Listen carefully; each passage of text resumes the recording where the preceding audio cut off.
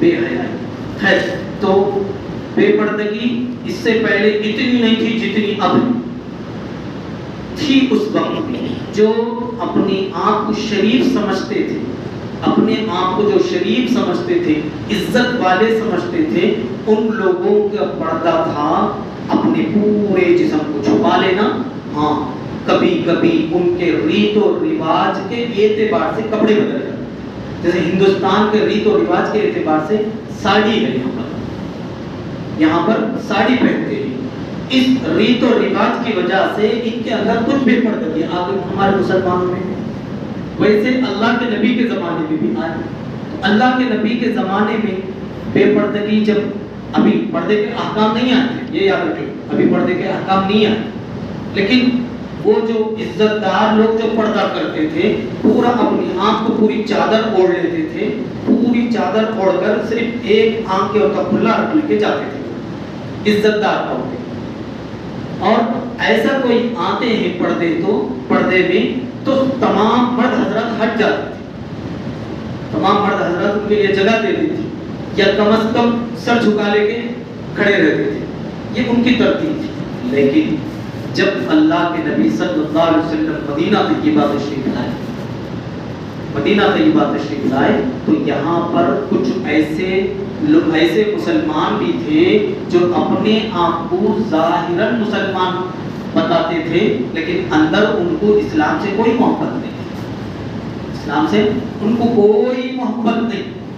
صرف اب مسلمانوں کی چل رہی بلکہ مسلمان ہو گئے تھے. مسلمان جدھر بھی جاتے ہیں، یعنی صحابہ اس زمانے کے مسلمان جدھر بھی جاتے ہیں وہ علاقہ فتح ہو جاتا، مال غنیمت بھی آتے جا رہا، مسلمان مالدار ہوتے جا رہے، ان کو اچھے اچھے بڑے بڑے علاقے ملتے جا رہے ان کو، اور جو غیر ہے وہ لوگ ذلت کی زندگی گزار رہے. اس لیے لوگ کیا کریں، ظاہراً اپنے آپ کو مسلمان ظاہر کریں. خالی نمازاں پڑھتے تھے، روزے رکھتے تھے، جہاد کا نمبر آتا تو پیچھے ہٹ جاتے تھے، اور کوئی اور کام ہوتا تو کچھ نہ کچھ بہانے بناتے.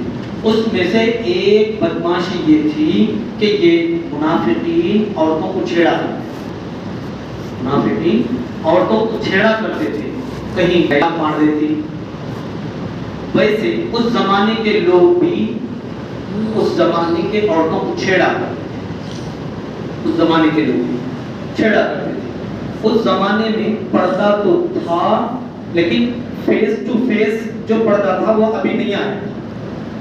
ایک دوسرے کے سامنے آ جاتے تھے، بات کرتے تھے لیکن پردے میں رہ کر. ان کی جو بھی اوڑھنی ہوتی یا جو بھی پلو ہوتا یا جو بھی چادر ان کی ہوتی وہ اوڑھنے کو بات کرتے تھے. لیکن جیسے آج کل جو پردہ ہے انسان کے درمیان میں کپڑا لٹکتا ہے یا دیوار کے پیچھے سے یا کھڑکی کے ادھر ان لوگ کھڑے ہو کر ادھر ہمیں کھڑے ہو کر، جو آڑ پردے کے معنی حجاب کے معنی آڑا، یہ آڑ والا پردہ بھی سٹارٹ نہیں ہوا. بات سمجھ میں نہیں آئی. پردہ تھا، مرد گئے کسی عورت سے بات کرنا ہے تو مرد سر جھکا کے بات کرتا ہے، عورت اگر کسی مرد سے بات کرنا ہے تو اوڑھ لے کے آگے بات کرتی ہے. اگر ان کی پلو ہے، سمجھ میں آنے بتا رہا ہوں، وہاں پلو والو نہیں تھے، اوڑھنی جو بھی تھی وہ اوڑھنی ڈال لے کے بات کرتے تھے. لیکن دونوں کے بیچ میں کوئی آڑ نہیں رہتی تھی، یہ پردہ چلتا تھا. اللہ کے نبی صلی اللہ علیہ وسلم کے زمانے میں بھی چلتا تھا. اللہ کے نبی صلی اللہ علیہ وسلم کے گھر میں بھی صحابہ چلے جاتے تھے، یہ پردے والا آڑ والا پردہ نہیں کرتے تھے. ہمارے جیسے دو تین روما نہیں تھے، ایک ہی چلو. صحابہ چلے جاتے تھے، کوئی بات کرنا ہے تو جو عورتیں رہتی تھی وہ لوگ منہ پر اٹھا لیتے تھے، انہیں جا کر بیٹھ کے اللہ کے نبی صلی اللہ علیہ وسلم سے ایسے ہی بات کرتے تھے. اللہ کے نبی صلی اللہ علیہ وسلم کے گھر والے ادھر بیٹھے ہوئے رہتے تھے. وہ پردہ ابھی جو ہمیں پردہ جو کر رہی وہ پردہ سٹارٹ نہیں ہوا. ایک پہلے کیا ہوا، منافقین عورتوں کو چھیڑنے لگے، منافقین عورتوں کو چھیڑنے لگے. اب حضرت عمر رضی اللہ تعالیٰ عنہ کو یہ بات معلوم ہوئی. پہلے حضرت عمر غصے والے اللہ کے نبی صلی اللہ علیہ وسلم کے پاس گئے، جا کے بولے یا رسول اللہ پردے کا کوئی اور ایک ترتیب اگر باہر آئے تو اچھا بتا. ہمارے لوگ کچھ لوگ جو ہے بے پردہ کچھ عورتوں کو چھیڑ. ان کو جا کے پوچھے جو چھیڑ رہے تھے. پہلے زمانے میں آدمیوں کو خریدنا بیچنا بھی چلتا تھا, جس کو غلام بولتے تھے. باندی عورت کو باندی بولتے تھے اور مرد کو غلام بولتے تھے. مرد کا جو سطر تھا پورا بھر پہ نہیں تھا, اور عورت کا جو باندی عورت ہے اس کا سطر جو ہے پورا نہیں تھا. ذرا ان کو کھلے رکھنے کی, ہاتھ یہاں تک کھلا رکھنے کی اجازت تھی, پیر تھوڑا پنڈلی کے قریب تک کھلا رکھنے کی اجازت تھی, چہرہ کھلا رکھ لے تو پھرتے تھے. ان کو بولتے تھے باندی. اور جو باندی نہیں ہے, آزاد عورت ہے, شریف عورت ہے, ان تو بالکل پورا سر سے لے کر پیروں تک چھپی ہوئی رہتی. کبھی کبھی کسی وجہ سے کپڑا چھوٹا ہونے یا کسی اور عذر کے بنا پر کبھی چہرہ کھلا رہ گیا تو کھلا رہ جاتا تھا, ورنہ ہر عورت اس زمانے کی بھی شریف عورت اپنے آپ کو چھپایا کرتی تھی. تو اس طور پر جب یہ لوگ چھیڑنے لگے, جا کر ان کو غصہ کریں گے, بھائی کئی کو چھیڑ رہی, بھائی کو عورتوں کو کئی کو چھیڑ رہی. نہیں, اللہ کے نبی کے گھر کے والے بولو نہیں سمجھا بھائی, عزت دار نہیں سمجھا بھائی, کام کرنے والے عورتوں نے سمجھا, ایسا بولو. مسلمان جو ہے بہانے بنانے کے, حضرت عمر رضی اللہ عنہ بڑا غصہ آیا, لیکن مان نہیں سکتے تھے, مسلمان تھے.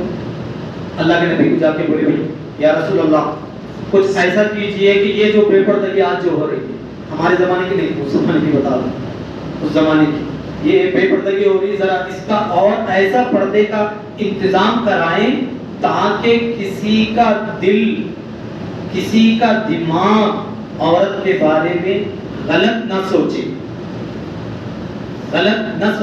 اس کا انتظام کرائیں. ایک وہ ایسے ہی کچھ دن گزر گئے.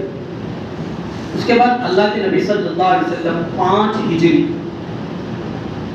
ہجری میں اللہ کے نبی صلی اللہ علیہ وسلم کی ایک شادی ہوئی, حضرت زینب رضی اللہ تعالی عنہا سے ان کی شادی ہوئی. اس وقت ولیمہ کرنا چاہتے تھے, ولیمہ کے لیے سب دعوت دیے.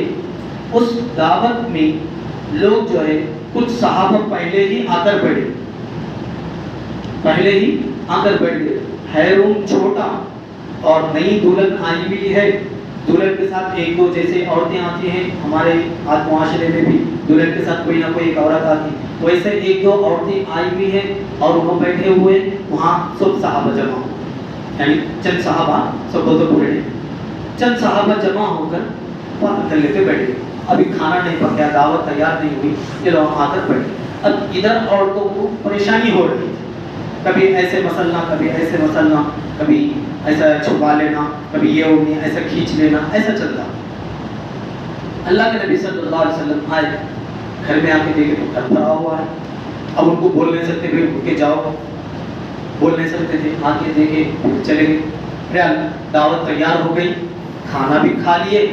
چند صحابہ کھانا کھانے کے بعد پھر بیٹھ گئے, باتیں کر لیتے بیٹھ گئے, جیسے اکثر ہماری دعوتوں میں بھی ہو جاتا ہے. دعوت کھانے سے فارغ ہونے کے بعد ایک بازو میں ہم سب بیٹھ کر بات کر لیتے بیٹھ جاتے, کچھ رشتہ دار آ گئے یا کچھ دوست نہ مل گئے. تو ویسے صحابہ اسی کمرے میں جہاں پر حضرت زینب رضی اللہ تعالیٰ عنہا تھیں وہیں پر بیٹھ کر بات کر لیتے بیٹھے. دعوت ہو گئی, ابھی لوگ گھروں کو جانے کا تھا. اللہ کے نبی صلی اللہ علیہ وسلم بھی اندر داخل ہونا چاہتے تھے, لیکن صحابہ اللہ کو بات کر لیتے تھے. اللہ کے نبی صلی اللہ علیہ وسلم گھر میں آئے, آ کے دیکھے, وہ رکنے کے مومنٹ میں نہیں دیکھے. اللہ کے نبی صلی اللہ علیہ وسلم چلے گئے. تو اس وقت چند صحابہ محسوس کر لیا, ارے اللہ کے نبی کو پریشانی ہوگی شاید ہم یہاں بیٹھنے کی وجہ سے, چلو جگہ. جیسے ہی اللہ کے نبی صلی اللہ علیہ وسلم پھر اندر گئے, یعنی وہ لوگ باہر نکلنے کے بعد اندر گئے, 1-2 منٹ ہی میں باہر آئے. آ کر قرآن کی یہ آیتیں سنائی, یا ایھا الذین آمنوا, اے ایمان والو, جب تم کو دعوت دی جائے گھر آنے کی یا کھانے کی. میں اپنے انداز میں تمہیں سمجھانے کا بتا, ترجمہ بالکل ترجمہ نہیں کر, وہ یاد رکھیں. قرآن میں یہ کہا ہے لوگ پھر نہ تو تمہیں ترجمہ دے کے خود یہ نہیں ملا تو مولانا کیا یہ ترجمہ کرتا ہے, کو پریشان نہ کرو. میں تمہارا سمجھ میں کھلی بات بولوں گا, اس لیے میں قرآن ایک آیت تھوڑی پڑھ میں چھوڑ دیا, پھر تمہیں قرآن بھی پڑھیں سیف ٹو سیف ترجمہ کر کے کہ کو کنفیوز نہیں ہونا چلیے. ایمان یا مسلمانوں سے کہا گیا تم کو کوئی بھی آدمی دعوت دے تو اس بات کا خیال رکھو کہ دعوت تیار ہونے سے پہلے جا کر ان کو پریشان نہ کرو. جیسے ہی تمہارا کام ہو گیا تم دیکھ لو اگر وہاں تمہارے بیٹھنے سے کوئی پریشانی ہو رہی ہے تو فوراً اپنا کام کرنے کے بعد وہاں سے ہٹ جاؤ.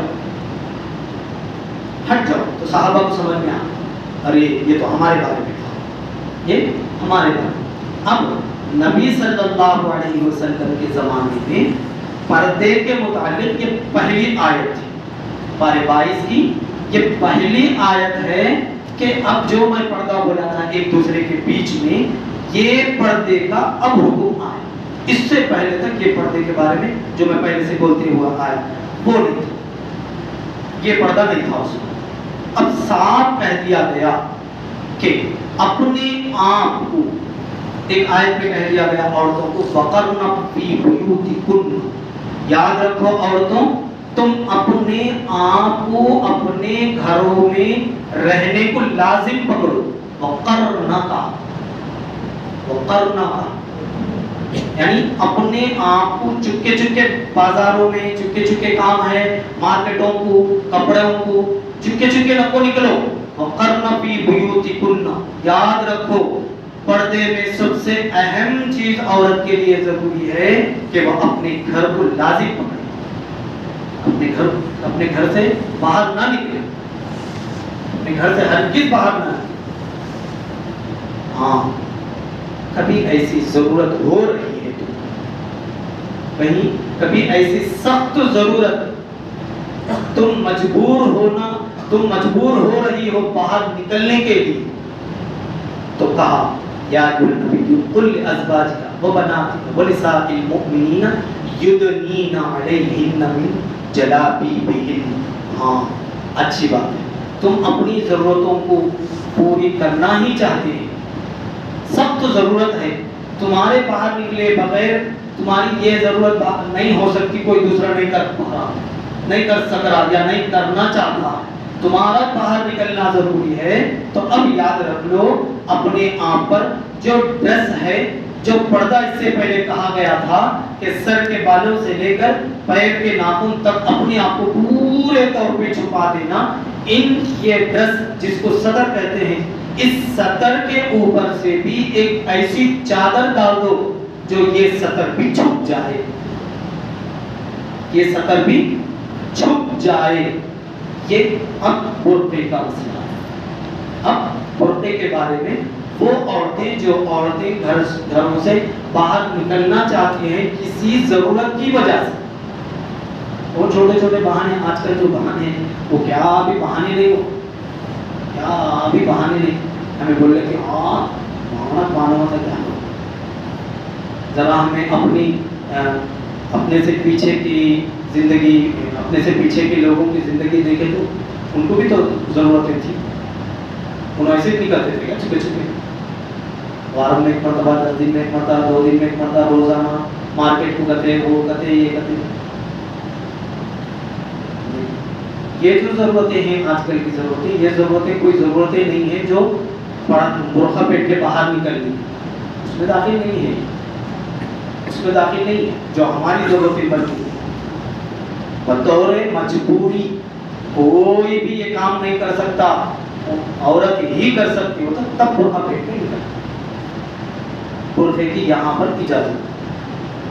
اور ایک آیت میں کہا گیا، مرد حضرات سے کہا گیا، عورتوں کو بھی دونوں کو پابند کیا گیا، اب تمہارے اوپر پردے کے احکام آ گئے. پہلے اپنے آپ کو، یعنی عورتوں سے کہا گیا کہ اپنے آپ کو مرد سے چھپاؤ، اور مردوں سے کہا گیا کہ عورتوں کو پردے کے اندر رکھا کرو، کسی اجنبی نامحرم سے فیس ٹو فیس یا آپ ایک دوسرے کے سامنے ہو کر نہیں بات کر سکتے، بات ہی کرنا ہے.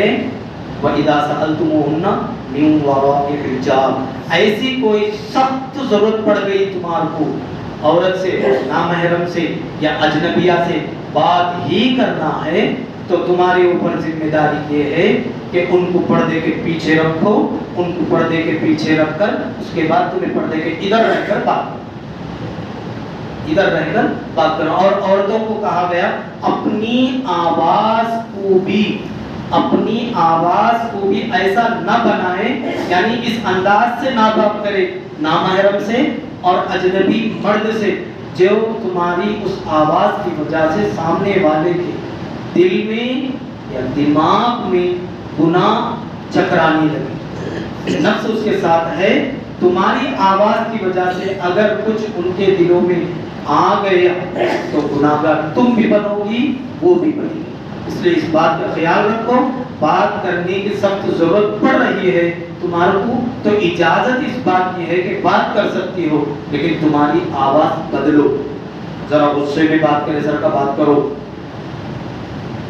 تاکہ تمہاری آواز کی نرمی سے دلوں میں کوئی خدشہ نہ پیدا ہو۔